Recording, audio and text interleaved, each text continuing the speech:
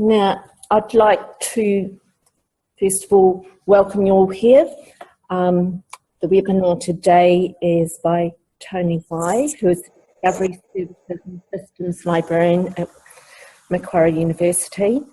Tony's primary work areas include general fulfilment, resource sharing, and course reserve management. He also has experience in working in client-facing and system administrator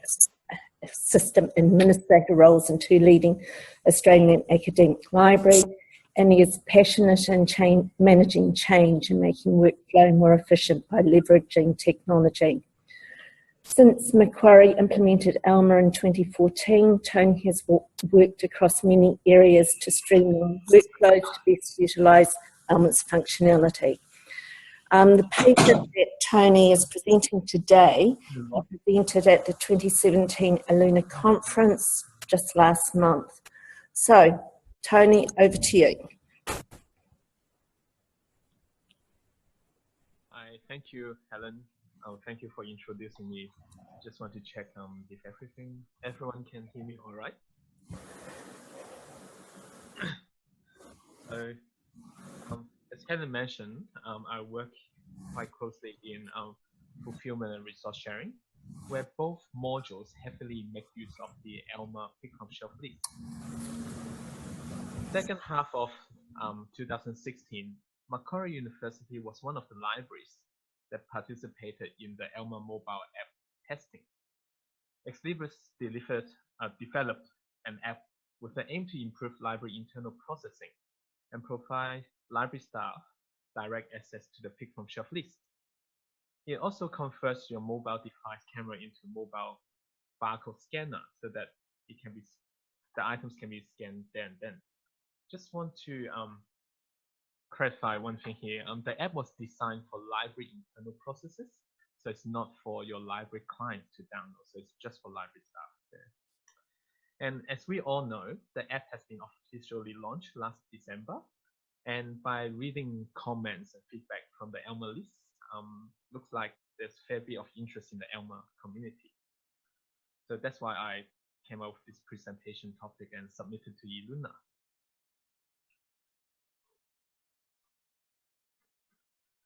So after traveling so far to US, I felt like I'm obligated to share with the people in US how things work back in Australia.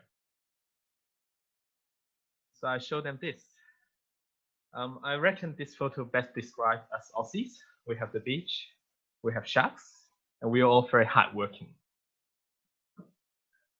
Well, that was just a joke there, if you can't see it. But the photo was in fact a submission that I put to the Alma Mobile App photo contest earlier, and the organizer asked for creativity, so I tried to offer exactly that. I was lucky enough to not winning the first prize, not the second, but sort of like a consolation prize for the effort I put in. And that came with the free conference ticket. So that's also partly why I can be there at Iluna this year. And the message behind this is, as a system librarian, I think creativity is very important for me to be successful in my work. We know that libraries do a lot of quality work to connect people to resources. But at the same time, we also know our clients' expectation changes over time. And most of these changes are only one directional. So they want faster turnaround, easier access, more transparent processes. And sometimes we need to think out of the box and how to improve our workflow with creative thinking. So in my presentation today, not only talking about Alma Mobile App, but also want to share how Macquarie using a systematical method to capture that creativity and convert it into a workflow improvement. And I wish to share with you on this in the context of handling scanning and digitization requests. So today we'll go through lean methodology in higher education, how we apply that here, workflow improvement, and towards the end we'll talk about our mobile app testing experience. Just some quick background information about Macquarie. I'm sure we have shared it a lot of times already, but like my first time, so bear with me. We are 15 kilometers north of Sydney CBD. We only have one library. We service about 40,000 active clients, and we hold about 1.2 million physical items. Having said that, we do have a e-resource preferred policy, and currently we're spending over 90% of our budget on e-resources. In 2016, we have recorded around 206,000 loans and close to 70,000 requests. We also have the first ASRS in Australia, so automated storage and retrieval system. We keep about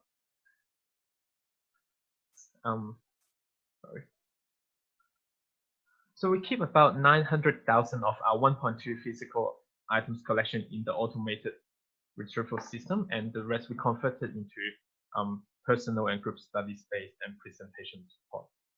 Just worth mentioning, I guess. Okay, so in November 2015, our library participated in a rapid improvement event, in short RIE, with the aim to revamp our library scanning and photocopying workflow. The RIEs are run by a university business process improvement initiative, and underpinning their work is the lean methodology. And as you can see on the slide, their definition is the right people continuously searching for the smoothest and simplest process in order to meet customers' needs. And at its core, lean is maximizing customer value while minimizing the waste. So what do we mean by waste here? There's 8 main categories of workflow waste. For example, transport, meaning we're moving objects unnecessarily. Motion waste means the person or the library staff moving around the building, around the workplace unnecessarily. Over-processing, repeating the same workflow unnecessarily. Keep using the same word unnecessarily. That's probably quite unnecessary too. Waiting is also a kind of waste. For example, when we need to wait for the Alma.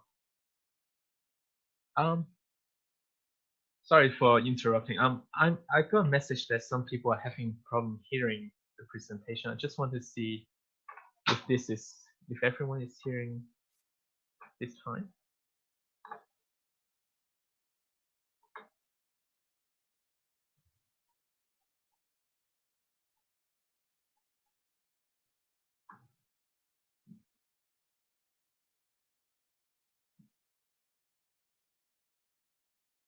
Can I try to, is this better?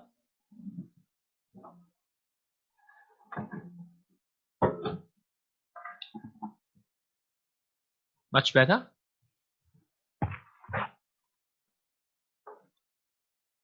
All right, cool. Thank you. Yeah.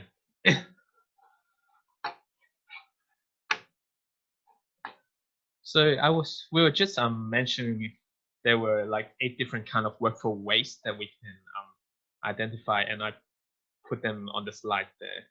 And so I was just on some of the example. For example, transport, motion, over-processing, and waiting are some of the most common waste that we can see in terms of a workflow practice. So what we did as a RIE, the structure was, it goes all across for 5 days, and the expectation of day 5 is the group who's selected to participate in the RIE will come up with the new process that is streamlined and waste-proof with a solid implementation and communication plan. In return of the hard work, we all got free lunch for all 5 days, which is good. But prior to the RIE events, there's a problem definition session to identify the issues with the current process, come up with the objective and benefit from the desired exercise, and also identify the stakeholders and agree on what is in scope and what's out of scope. In terms of membership of this RIE group, it's a true collaboration across the whole library. We have people from the front line that receive scanning requests from our clients. We have people who work behind the scene and have the items scanned and make it like a PDF document. We also have people like myself who work in system to look for technology-assisted solutions. So the photo you see is the group, and we've got a mapping process here. In terms of the techniques that we have used, there's a few. The first one is waste identification. So the RIE team was given the opportunity to learn how to identify workflow waste through video recording of a real-life scenario. So I still remember the video that we used was showing a man making a slice of toast on a sandwich press. The first video shows the man took the butter out from the fridge and left it on the bench to melt.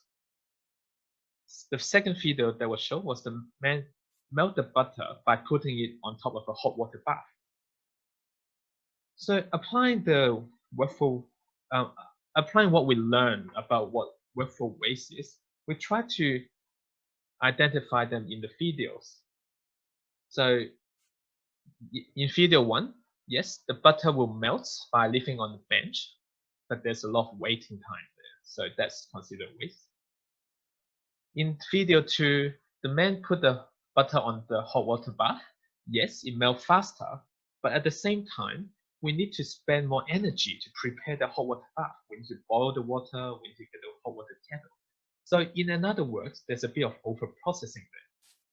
So none of those are actually a optimal workflow solution for us. And after discussion, we came up with a waste-proof workflow, which is we simply spread the butter on top of the toast when it was on the sandwich press.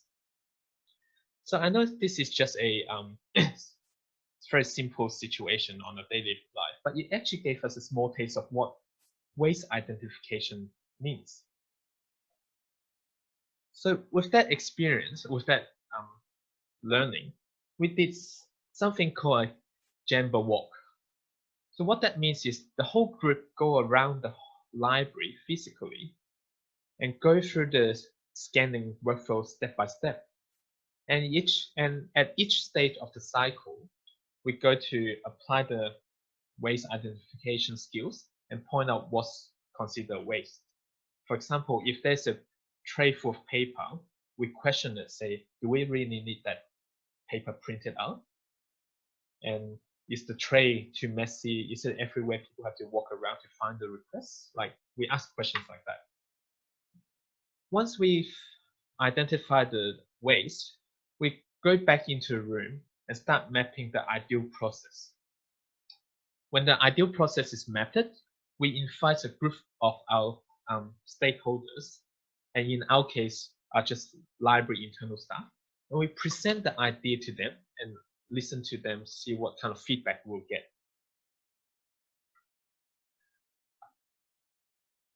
So the workflow before the RIE looks like this. Our clients fill in a paper form, paper digitization request form. It goes to some paper trays around the library building, and the relevant library staff will just to collect the paper form and start processing the request. If there's only 1 or 2 requests, yes, that's fine. But in our case, there's so many requests. So the disadvantages here is, yes, we're using paper form, so it kills a lot of tree. But not only that, each paper form's life cycle is very short, because when the request is fulfilled, you chuck away the paper. Forms are also spread across the library so that it can be lost in transition. So in that case, the request cannot be processed. And there's also no easy way to measure workload. So no one is going to walk around the library and start counting how many forms we have received to manage, like to see how many requests we received. So it didn't go too well for us. But after the RIE, we have successfully reduced some of the waste. So the new workflow looks like this. No matter what scanning request we are requesting for, they fill in an online Alma digitization form. The items that are required for scanning will appear on one centralized pick from shelf list inside Alma. And staff members from relevant department will just visit the pick from shelf list, use the filter by destination, and collect the items from shelf. The benefit of this workflow is it simplifies the request process and stop killing trees. The centralized pick list can be monitored with minimal method to just log into Alma and click a button and we can see it. But most importantly, we can actually capture the workload at any single time of the day. And if we use Alma Analytics, we can actually see which time of the which period of the semester or of the year we might want to put more staff in tandem digitization. So it gives us that flexibility there. In terms of implementation of this workflow, we rolled out to the library internal processing. So for example, document supply, cost reserve digitization, and also with the option to open up to our library clients if the pilot was successful.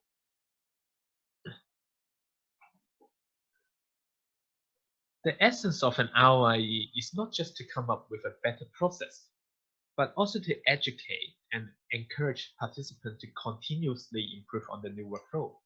So in another word, trim off the artifacts as much as possible in the lean methodology. Since we have started using the Alma digitization form to collect requests, we have moved our focus to the next step of the process, which is how our staff member actually pick the item from shelf. And we map out the workflow as this. So we've got digitization requests appear on pick list, and digitization staff go and pick the items from shelf, and then they start the digitization process. But at the same time, we also saw similar workflow happening. So cost reserve staff pick items from shelf as well. Document supply staff go and pick items, and also for distance education. So we asked the question here, why do we send 4 different groups of people to the shelf and collect items while it can simply handle by, while it's simply the same process, they're going repetitive work, so over processing in this case. So applying what we learned from the RIE, we again map out a different process. So instead of asking each working group to sort the pick list and collect items from shelf, we allocated this work to our casual and shelving staff. Once the item has been picked and scanned in Alma, we leverage Alma to tell us where's the destination to. So in another word, we transfer some of this manual handling to and leverage Alma to do the work for us. Our cost reserve, document supply, and digitization work starts after that process. So what we have achieved here is we have a faster turnaround because there's one group of staff focused on just this one task. We have a greater accountability and transparency. And also we have achieved better use of human resource because we don't really need to learn the whole cost reserve document supply workflow before you go to pick an item from shelf. So there's less training needed for our casual and shelving staff. At the same time, we're putting the staff with that expertise in the relevant subject area and spend more time in cost reserve and document processing. So we're putting the right people, right skills in the right place. This is where the Alma Mobile App comes into picture. So when we were acting as an early access testing partner, we used the platform Basecamp to exchange ideas and document our workflow and also identify bugs. And once we provide the feedback, ex-libris take our suggestion to go and develop the app a bit further. Now the app can be downloaded from App Store and Android Play. So if you haven't downloaded the app yet, I would suggest it's a good time to download and play around with it. There's no configuration required, so it's simply download and play. When you first open the app, it will ask you to enter your institution login link and select the authentication method. Once login is successful, you basically see 2 buttons. So it's a very simple interface there. If you click on the green button, it will show you everything that is required to be picked from shelf. So, and that is a live list to your Alma instance. Once you, sorry, a bit more on this pick list, it will show you the call number, barcode, and location. This is based on a discussion we have with the early access testing team that those three are the most critical information you need in order for a shelf or casual staff to go and collect the item successfully.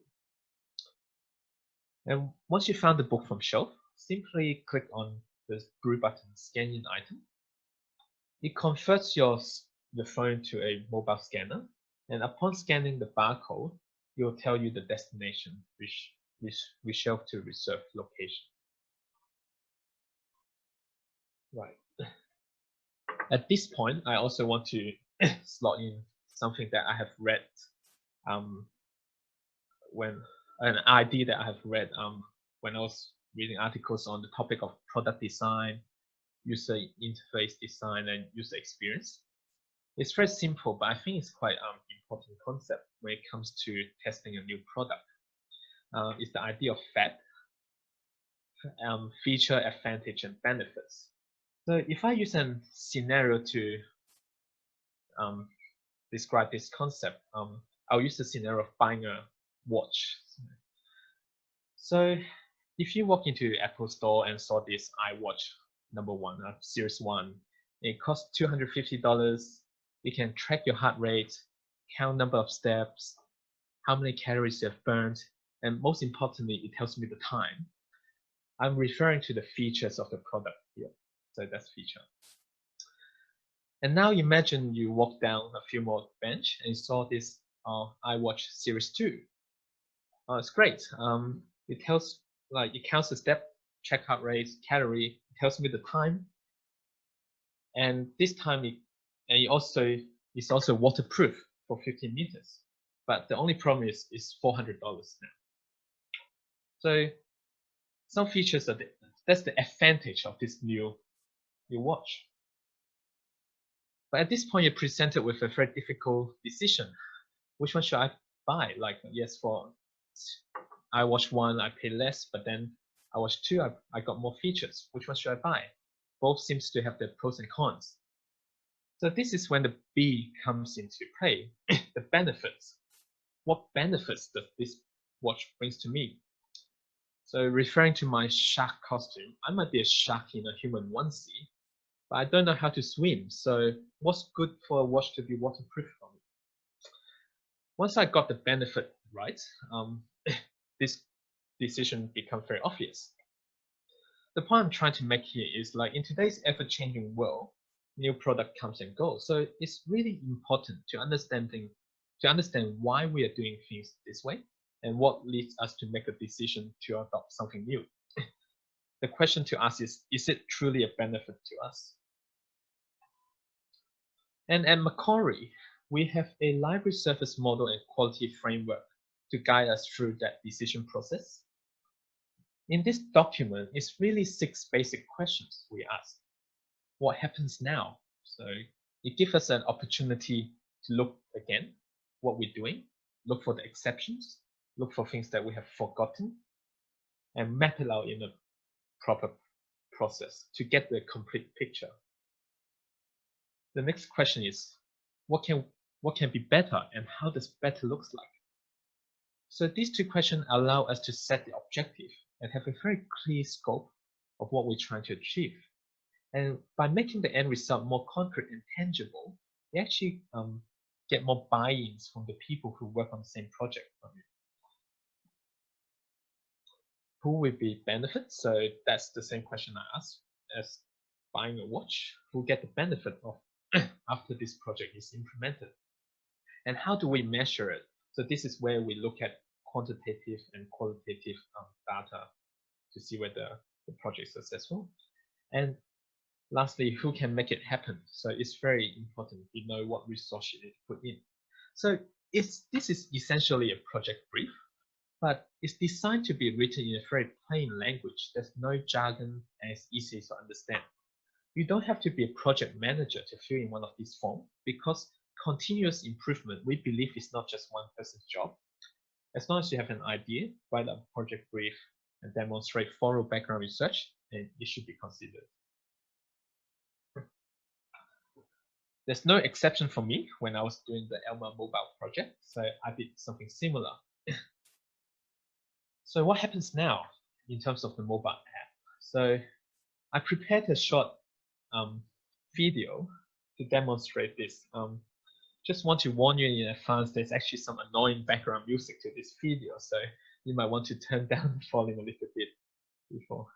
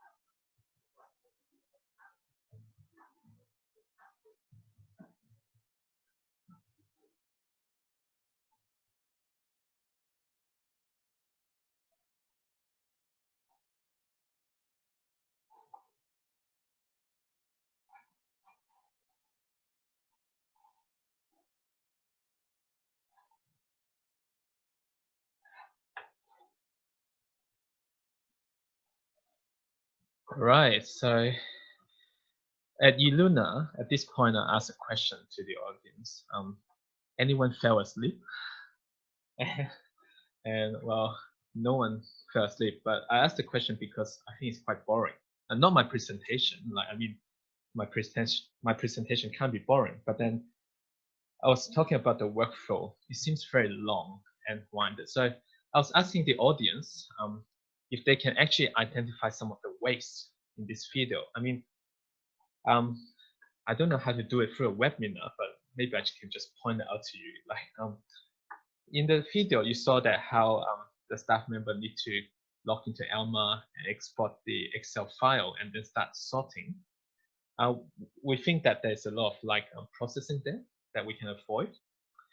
And if you also saw that like at one point I need to go to shelf, bring the book back to a computer, scan in Alma to let Alma tell me where's the destination. And then I need to bring the book back to the shelf. There's a lot of motion waste there. I need to walk around the library building a few times in order to fulfill one of those requests. So in this case, we saw a lot of workflow waste there by using the desktop Alma workflow. And it looks, I just mapped it out with icons, the actual workflow. So you can see there's like about 7 steps in this workflow. So I'm going to show you now the Alma mobile workflow. As you can see, now instead of logging into Alma to export the Excel spreadsheet, our casual staff can just pick up a phone, log into Alma and start scanning the book. Once they scan the book, they can just shelf it then there at the shelves. I also prepared a second video to demonstrate this a bit better.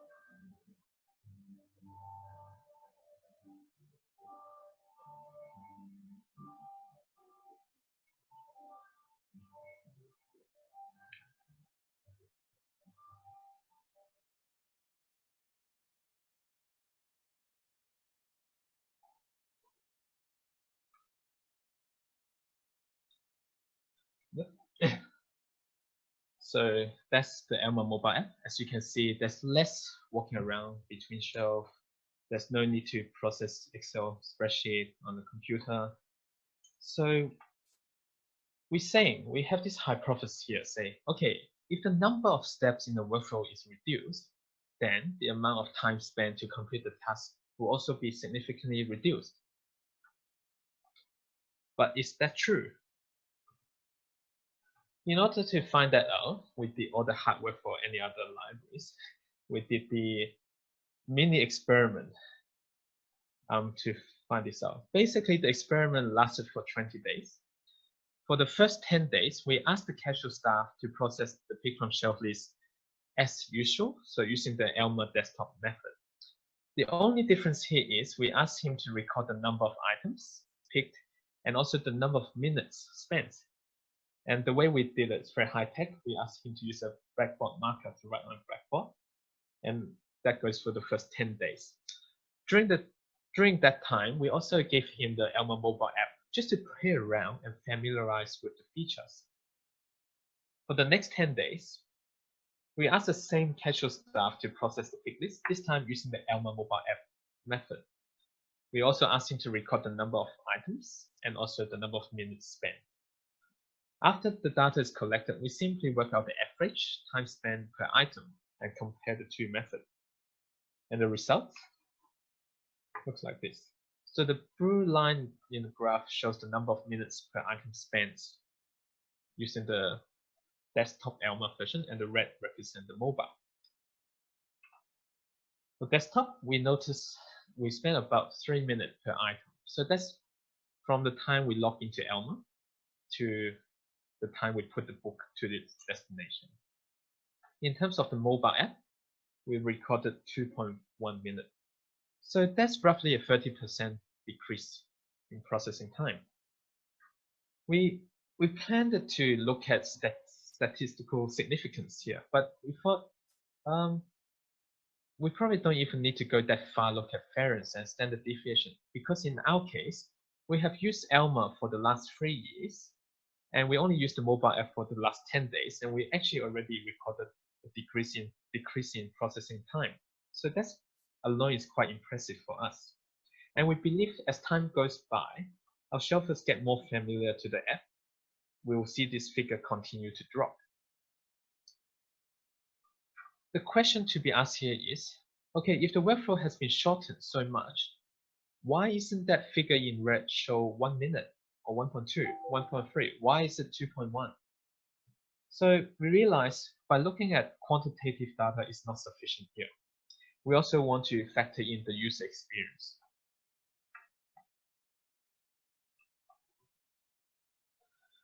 So we think user experience is very important, because at the end of the day, it's that shelfer, that colleague of us that's going to use the app to process the pick list.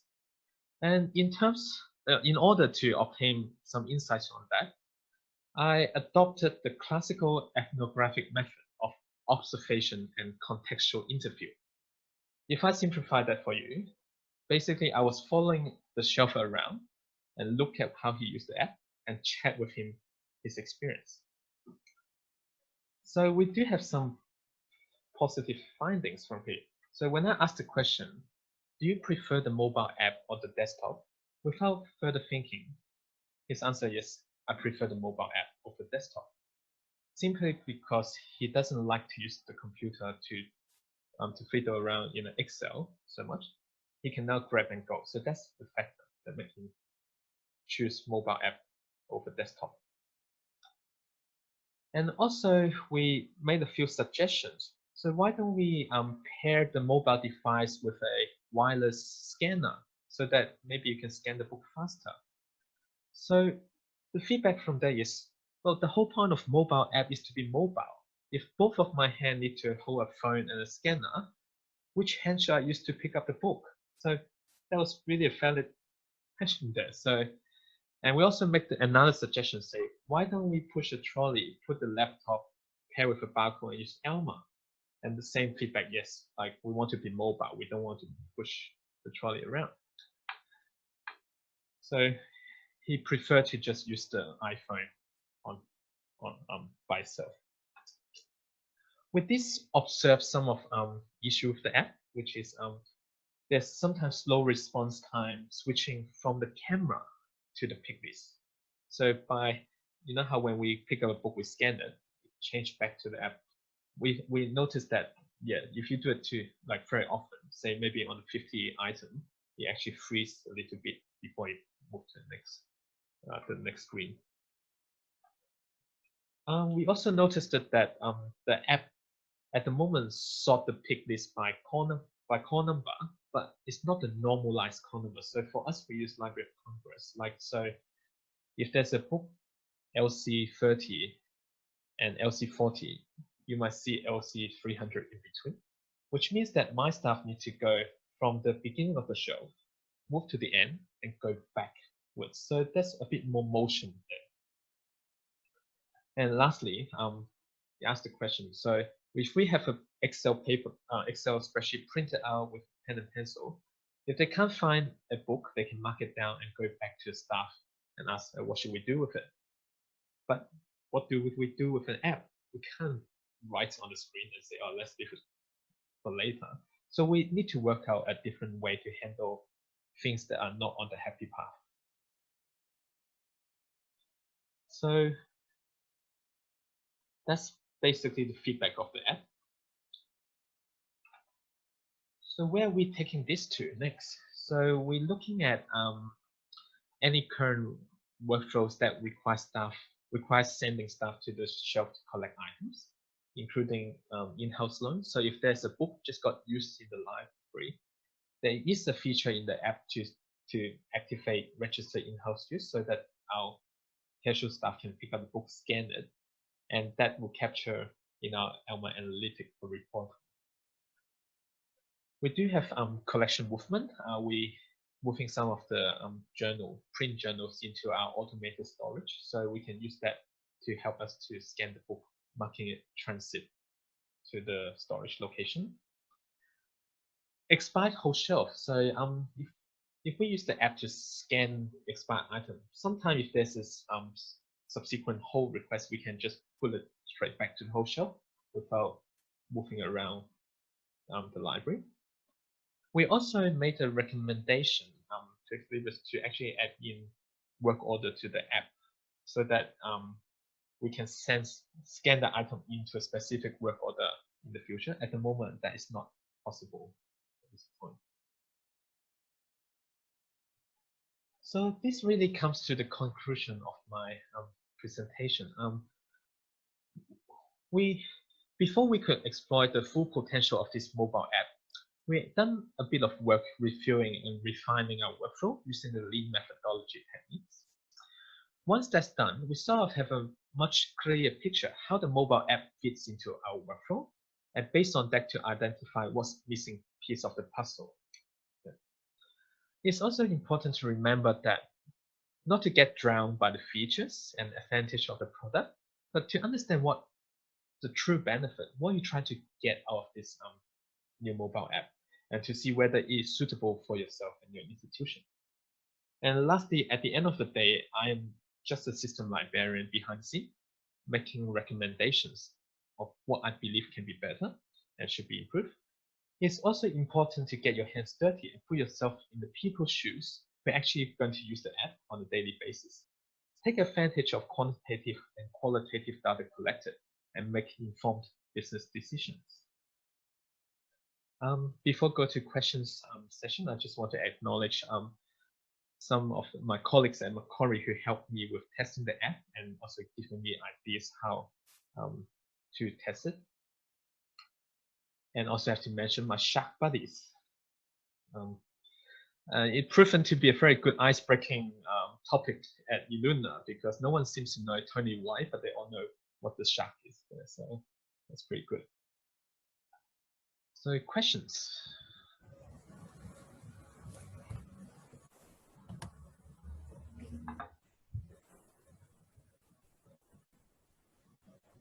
Okay, just a reminder, if you want to ask questions, you either need to unmute yourself or put something into the chat.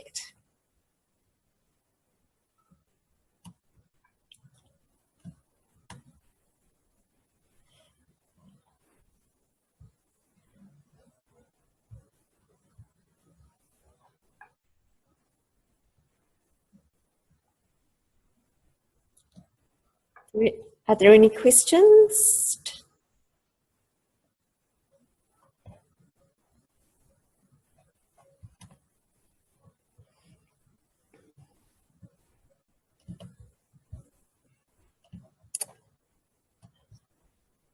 Okay. Oh. Okay, so there's a question there, Tony. How much development work was required to develop the app? Okay, to best answer that question, I would try to clarify our role, Macquarie's role in this project. We were really just helping them to test what they have developed. So we are the early access tester of the app. So Exlibris, around second half of last year, they already got the prototype of the app given to us in test flight to actually test the functionality of it. And so there's not really development work Macquarie required to put, but rather we just use the app into use the app in our workflows and see what's working, what's not working, and what can be improved in that sense. So the app was fully developed within the Exlibris team. Mike Dicus, D-I-C-U-S, he was sort of the person in contact with us to get our feedback and through the Basecamp platform that we were talking. So that's really just developed by Exlibris. So have they listened to your feedback and put additional features in? I would say they are very responsive to that. One of the feedback was originally when you look on the pick list, there's only call number and the title. It doesn't give you barcode information as such. So we told them, hey, we can't just pick a book based on call number because Alma actually assigned a specific item to it. So we actually need the barcode information as well. And they put it back into the version before they released it to public. So they were quite responsive to it.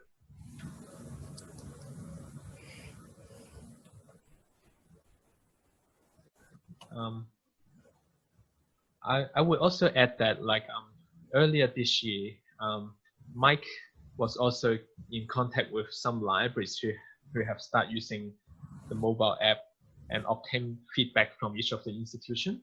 And the purpose of that is to put forward a roadmap. So he's trying to build a roadmap of where the mobile app is heading to. So so he is quite active in getting feedback from institution.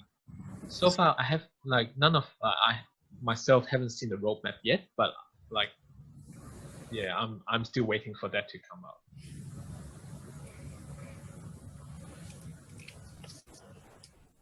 Okay, so are there any more questions?